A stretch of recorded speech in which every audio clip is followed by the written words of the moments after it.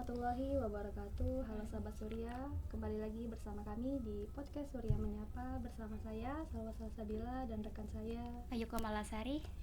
Kali ini kami telah mengundang Ustadz yang sangat luar biasa nih. Benar kan Mbak Ayu? Iya. Ya, kami telah mengundang siapa? Ustadz Haji Zahid Hamdan SAG MPDI. Assalamualaikum Ustadz. Waalaikumsalam warahmatullahi Gimana kabarnya wabarakatuh. nih, Ustadz? Alhamdulillah sehat. Alhamdulillah. Kali ini kita akan membahas bersama Ustadz Zahid mengenai Makanan yang halal dan thayyib untuk berbuka puasa ya. Iya. Oke. Tapi sebelum kita lanjutkan materi kita, alangkah lebih baiknya kita harus mengetahui lebih dulu nih Ustadz, makanan yang halal dan thayyib menurut syariat Islam itu bagaimana ya Ustadz? Baik, bismillahirrahmanirrahim. Alhamdulillah wa syukurillah la haula wala quwata illa billah amma ba'du. Berbicara masalah makanan yang baik, yang thayyibah, tentunya tidak lepas dari yang namanya kehalalannya. Halal ini mengandung banyak makna. Halal dari zatnya, halal dari prosesnya, halal juga cara mendapatkannya. Nah, berkaitan dengan kehidupan kita selaku orang muslim, tentu apa yang kita makan, apa yang kita peroleh, hendaknya makanan itu adalah makanan yang thayyib. Thayyib dalam artian bisa berpengaruh pada perilakunya, juga pada apa yang kita makan menjadi bentuk, ya mudah-mudahan menjadi energi, mudah-mudahan menjadi darah daging yang setidaknya itu adalah berkah. Nah, dari thayyib ini adalah mengandung keberkahan. Sesuatu yang halal insya Allah berkah. Jadi inti dari makanan yang halal ya dari halal zatnya, memperolehnya, dan dari bentuk makanan itu bisa mempengaruhi ke dalam tubuh kita sehingga makanan itu tidak menjadi hal yang membuat kita menjadi dosa. Banyak contohnya ketika kita berbuka puasa, makanan yang kita makan, makanan itu halal, bisa tidak menjadi halal karena apa? Berkelebihan. Bisa malah menjadi madharat, bahaya. Wah, buka puasa begitu maghrib datang langsung minum berlebihan, makan berlebihan, sehingga apa? Sehingga tidak bisa sholat, sehingga timbul ngantuk dan sebagainya, kemalasan, dan akibatnya lambung kita di dalam proses mencerna makanan tidak maksimal. Karena apa? Penuh dengan makanan-makanan yang padahal makanan itu halal tapi menjadi tidak thayyib karena itu tadi berlebihan. Itu yang pertama. Lalu yang kedua, makanan halal dan thayyibah itu adalah cara prosesnya. Dari mana ia mendapatkannya?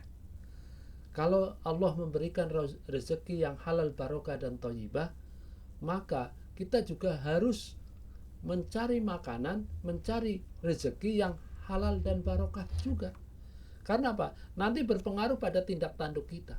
Kalau yang masuk zat makanan yang halal, maka insya Allah mengarah kepada keberkahan. Kalau yang makanan yang tidak halal masuk dan memperolehnya pun tidak halal, juga berpengaruh pada kita.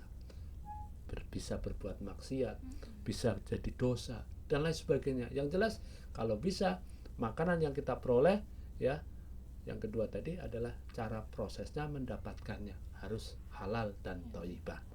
Lalu yang ketiga, tidak berlebihan. Tidak membuang makanan, ya. Kalau makanannya kan kata Nabi yang secukupnya. Ketika buka puasa kita makan ya secukupnya. Ya, yang penting menggugurkan dulu puasa kita, membatalkan puasanya dulu. Ada air minum. Kalau Nabi seringnya pakai air putih dikasih madu. Ya, itu. Lalu ya kurma. Ya, kurma ada 3 atau 1 gitu ya, ganjil lah pokoknya itu. Dan tidak berlebihan. Ya, tidak makan banyak-banyak, ada ukurannya. Karena apa? Itu untuk mengacu nanti ketika kita setelah buka puasa ada ibadah-ibadah lain, yaitu sholat tarawih, sholat wajib dan sebagainya, yang menjadikan kalau berlebihan makanan ya ngantuklah, banyak hal yang kurang tepat. Maka baginda Rasulullah makan minum secukupnya. Lalu yang keempat, cara makannya. Kalau makan itu kan ada caranya. Makan minum haruslah baca doa, minimal baca basmalah, bismillah. Itu berkah itu. Kalau udah baca basmalah, insya Allah berkah. Lalu yang kedua, kalau tidak berdoa gimana? Lupa. Begitu maghrib datang langsung glegek-glegek minum atau makan kurma gitu sebenarnya. Tapi tidak mengucapkan basmalah. Ya lupanya. Setelah selesai makan minum baru ingat. Ya setelah selesai makan minum itu baca doa bismillah. Lalu yang berikutnya, ya makan minum jangan pakai tangan kiri. Itu berpengaruh itu. Walaupun yang secara logikanya mungkin ya salah makan pakai tangan apa saja. Tidak. Nabi mengajarkan, baginda Rasulullah SAW mengajarkan makan dan minumlah dengan menggunakan tangan kanan. Ini artinya apa? Dalam sebuah hadis riwayat Muslim, baginda Rasulullah mengingatkan, jika salah satu dari kalian makan, maka makanlah menggunakan tangan.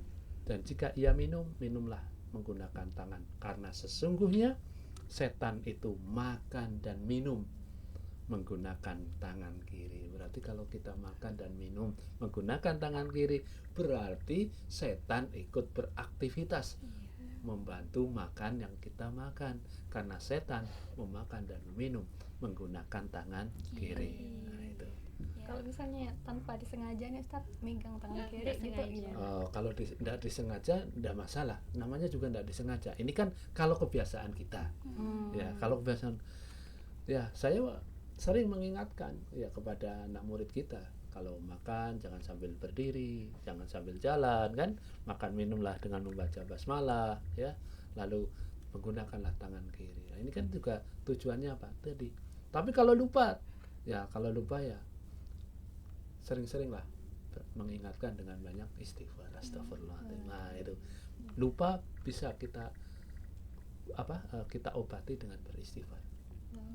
Ya kalau kita sering lupa itu banyak-banyak istighfar, karena istighfar bisa mengingatkan kita, astagfirullahaladzim, rasa itu. Jadi kalau ya busalwa lupa, buajo lupa, ya istighfar. Nah itu ya, oke. Terus gimana tuh Ustadz kalau misalnya kita makan dalam keadaan panas tuh, biasanya tuh ada pengen cepat-cepat ditiup gitu. Itu hukumnya gimana Ustadz? Kalau kita udah enggak sabar gitu biar cepat dingin gitu kita tiup. Baik. Makan minum dengan yang masih panas. Baginda Rasulullah SAW dalam beberapa riwayat mengatakan jangan makan yang makan yang panas, meniup. Lah kalau begitu gimana? Ya sebaiknya dipersiapkan dulu. Ya dipersiapkan. Karena apa? Tiupan itu ya baginda Rasulullah ketika panas itu di dalam dalam tubuh kita akan mengandung beberapa ya efek yang kurang baik dalam pencernaan kita, dalam hal kaitannya dengan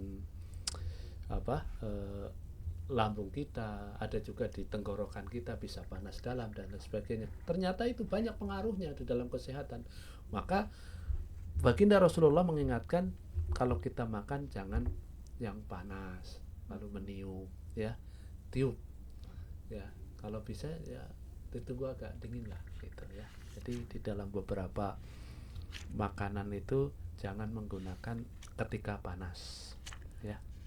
Terus yang berikutnya, ketika makanan yang kita lihat ya dalam mencela makanan termasuk ya, mencela makanan juga tidak pas kalau kita mencela makanan, karena makanan dalam keadaan dingin ya, tadi saya kembali lagi dulu, sesungguhnya makanan dalam keadaan dingin lebih besar berkahnya. Saat akan makan, sementara makan tersebut dalam keadaan panas diiringi perut yang lapar ini ya, kita sering meniup makanan tersebut agar bisa segera mungkin disantap. Ya. Perbuatan semacam ini dianggap kurang tepat atau keliru. Diriwayatkan dari Asma bin Abu Bakar radhiyallahu an, jika beliau membuat roti, maka beliau tutup roti tersebut dengan sesuatu sampai panasnya hilang. Jadi ditutup malah. Kemudian beliau berkata, aku mendengar Rasulullah bersabda, sesungguhnya hal tersebut lebih besar berkahnya ketika makan dalam keadaan yang lebih dingin, tidak panas kita makan. Lalu bagaimana hukumnya termasuk ya tadi ya. Jadi kalau kaitannya dengan gangguan pencernaan, gangguan kesehatan ketika makan atau minum dalam keadaan panas, itu akan dampaknya lebih banyak ya, efek sampingnya lebih banyak, jelas bisa langsung panas dalam itu ya. Juga orang makan panas kan berkahnya adalah kan gitu kan. Nah, itu yang perlu kami jawab, bahwa beliau baginda Rasulullah mengatakan makanlah, sesungguhnya makan dalam kondisi yang dingin, dalam artian tadi menunggu panas agar dingin, itu banyak berkahnya. Nah, ini yang dikandungkan thayyibah ya, berkah juga. Jadi makanan yang panas itu banyak madharatnya. Nah, gitu. Baik sahabat Surya, sebelum kita lanjut berbincang dengan Ustadz Said, kami mengingatkan bagi sahabat Surya yang ingin mengetahui update terkini mengenai SMP Muhammadiyah 1 Pontianak untuk mengunjungi website kami di www.smpm1ptk.com. Baiklah Bu Ayu, Oke, kita lanjut kita lagi lanjutkan lagi perbincangannya dengan Pak Ustadz. Ustadz. Oke, Ustadz, yang ingin kami tanyakan tuh mengenai contoh makanan yang halal dan thayyib, terutama untuk berbuka puasa itu seperti apa? Terus ada nggak kayak dalil yang mendukungnya?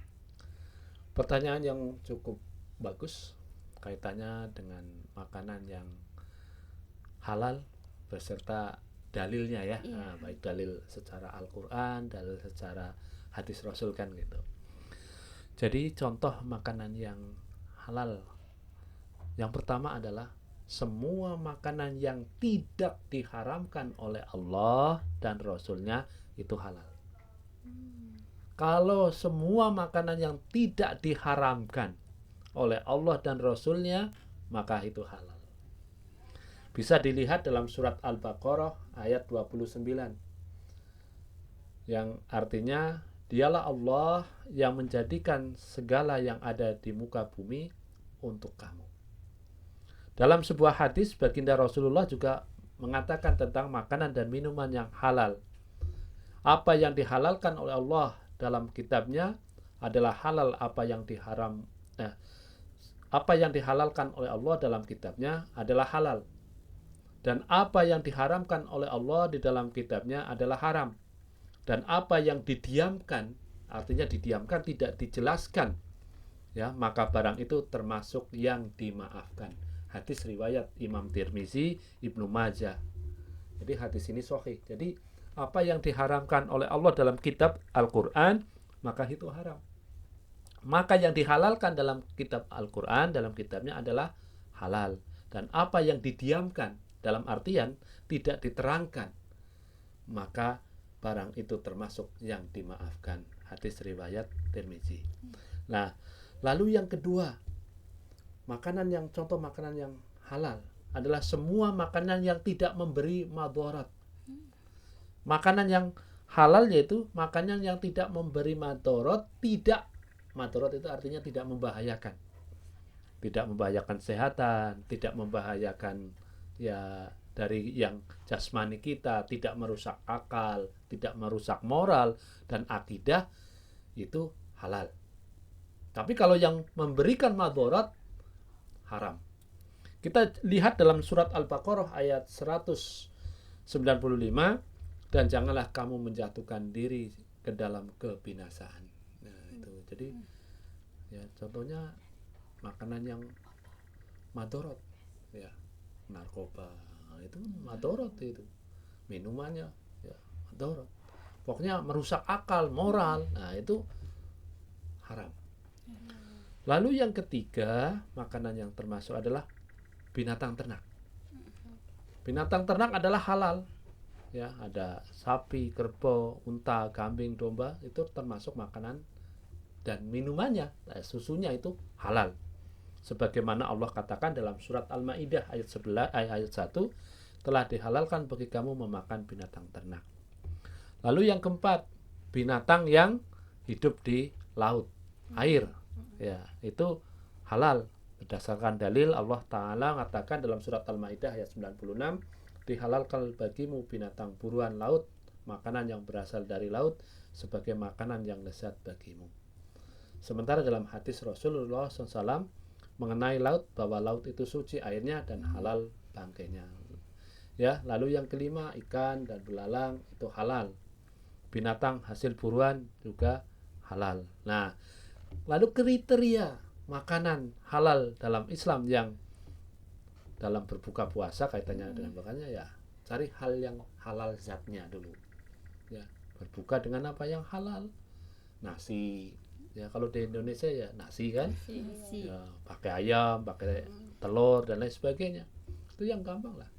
Kalau yang makanan yang manis ya ambil aja kurma. Nah, tapi kalau Indonesia ini kalau makan roti nggak kenyang, belum makan nasi ya belum makan, katakan gitu kan, padahal halal zatnya itu.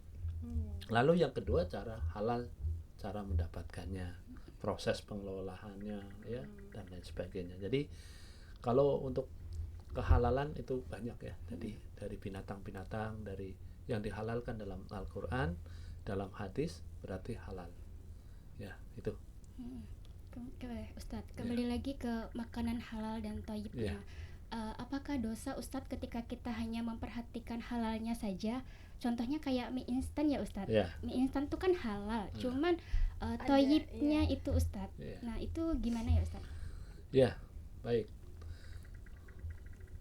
Tidak berdosa. Tidak berdosa. Tidak haram. Ya. Mie instan tidak haram. Thayyibnya, vitaminnya tetap ada, ya. Tapi kurang menyehatkan ya Ustaz. Kurang menyehatkan kalau sering dikonsumsi. Kalau seminggu sekali atau sebulan sekali tidak masalah. Itu sah-sah saja. Tapi tidak menggugurkan kehalalannya. Ya kurang thayyib dalam artian zat kandungannya aja. Ya. Thayyibnya memang ya kalau bisa sih ya 5 sehat, ya 5 sehat sempurna ya kan, ada ya proteinnya, karbohidrat dan sebagainya terpenuhi, termasuk ya susu dan sebagainya itu kan ya. Tetapi kalau kita tidak mampu, ya mohon maaf ya, ketika kita kena bencana itu yang dikirimi yang banyak itu ya mie instan. Memang orang bencana itu yang kondisi darurat.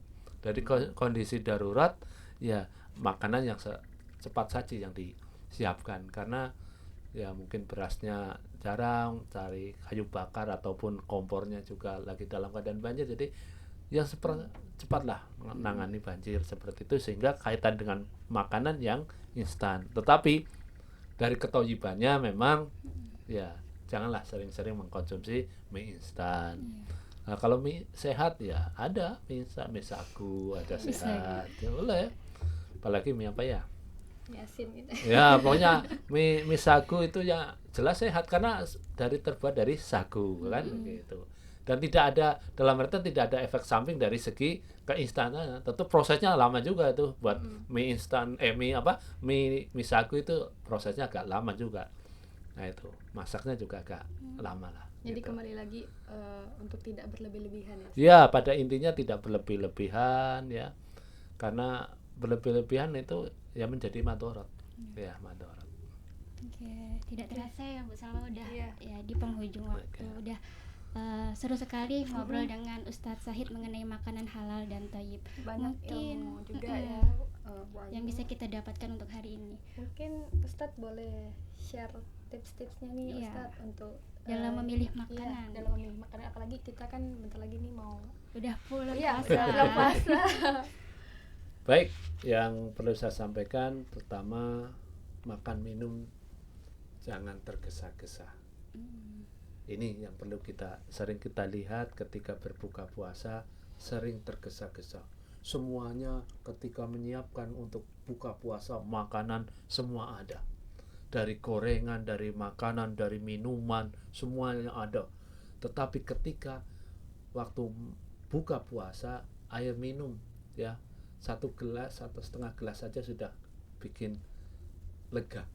Tapi kalau makan minum sebanyak-banyaknya itu kan ya madorotnya jelas banyak. Lalu yang kedua menimbulkan kemalasan ya, maka minum dengan sewajarnya, makan minum sewajarnya dan tidak tergesa-gesa. Lalu yang kedua, jangan membuang makanan. Ini kan sering terjadi ketika berbuka puasa atau menyiapkan makanan sahur, banyak tersisa. Saya sering bertanya sama tukang pengambil sampah di gang saya tanya, banyak sisa makanan yang biasa. Banyak Pak, kami kasihkan kepada yang memelihara bebek. Bebek atau ayam, ya, dari nasi sisa yang di perumahan itu ataupun yang di tong-tong sampah itu banyak. Nah itu.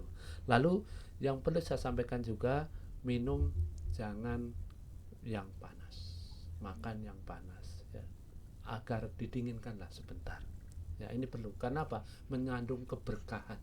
Ketika panas tidak menjadi berkah tapi bisa menjadi penyakit. Lalu yang berikutnya yang perlu saya sampaikan adalah jangan lupa ketika makan dan minum membaca doa. Ya, doa berbuka puasa, minimal baca basmalah. Jangan minum makan dengan tangan kiri. Nah, itu yang perlu kita ingatkan terus, betul ya, ingatkan terus bahwa hal yang ringan setidaknya ini tapi banyak pahala, banyak berkahnya. Nah, andai kata kita makan minum pakai tangan kiri kan tadi saya sampaikan setan ingin dan ikut makan dari apa yang kita makan dan minum. Nah, kalau kita makan dengan tangan kiri dan minum tangan kiri kan setan ikut merasakan makan dan minuman apa yang kita makan. Itu saja yang mungkin bisa saya sampaikan. Kembali lagi pada moderator. Berarti bisa disimpulkan bahwa kita sebagai seorang muslim yang cerdas, selain memilih makanan yang enak dan mengenyangkan, kita juga harus pandai memilih makanan yang halal dan thayyib dan membawa berkah bagi kita. Betul. Karena apa yang kita makan itu akan berpengaruh pada tubuh, hati, dan diri kita dalam melaksanakan ibadah. Iya. Terima kasih Ustadz telah berkunjung ke podcast Surya Menyapa ya Ustadz. Ya, sama-sama. Dan terima kasih juga kepada sahabat Surya yang telah setia mengunjungi kami di akun YouTube. Dan bagi sahabat Surya yang belum follow, like, share, and subscribe, silakan kunjungi kami di akun YouTube SMP Muhammadiyah 1 Pontianak. Dan akhirnya saya Ayub Komalasari dan rekan saya Salwa Salsabila, dan mewakili kru yang bertugas pada hari ini mengucapkan terima kasih dan mohon maaf apabila ada kesalahan selama penyampaian di podcast hari ini. Dan jangan lupa support kami selalu di Instagram SMP Muhammadiyah 1 Pontianak, Facebook Muhammadiyah 1 Pontianak. Sampai bertemu di episode podcast Surya Menyapa selanjutnya. Podcast Surya Menyapa terus berkreasi. Wassalamualaikum warahmatullahi wabarakatuh.